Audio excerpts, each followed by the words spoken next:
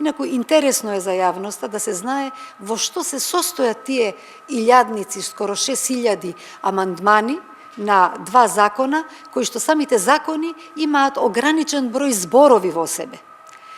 Имено 90% од амандманите се однесуваат на промена на рокот на важење на законите.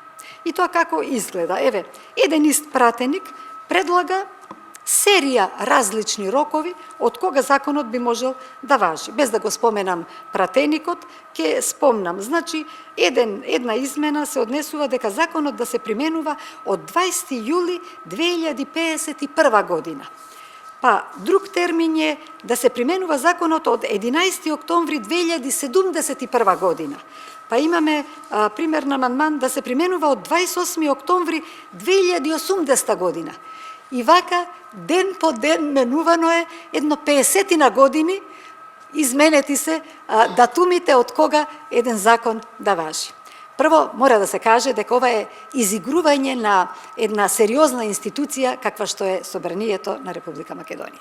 Не е сериозно на ваков начин, ваков тип амандмани да се предлагаат и да се тврди дека треба се спремаме за амандманска расправа.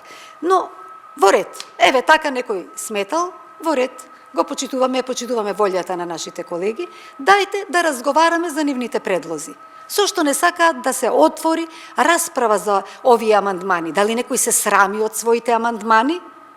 Дали некој се срами да објасни пред цела македонска јавност дека предлага промена ден по ден на 50 години различни термини за важење на еден закон?